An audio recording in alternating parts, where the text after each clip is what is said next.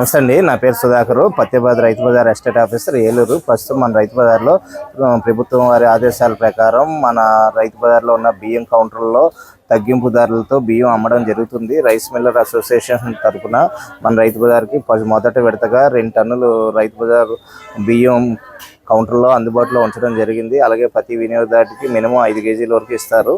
అలాగే బియ్యంతో పాటు డాల్ మిల్లర్స్ అసోసియేషన్ తరఫున కూడా కందిపప్పు మన రైతు బజార్కి 5 క్వింటాలు మొదటి విడతగా తీసుకురావడం జరిగింది.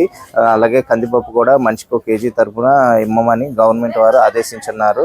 ప్రస్తుతం రైతు బజార్లో కందిపప్పు కేజీ 160 రూపాయలకి ఇస్తున్నారు. ఇది బహిరంగ మార్కెట్లో కేజీ 180 వరకు ఉంది.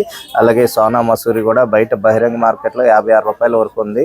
మన రైతు బజార్లో కేవలం కేజీ 49 రూపాయలకే ఇవ్వడం జరుగుతుంది.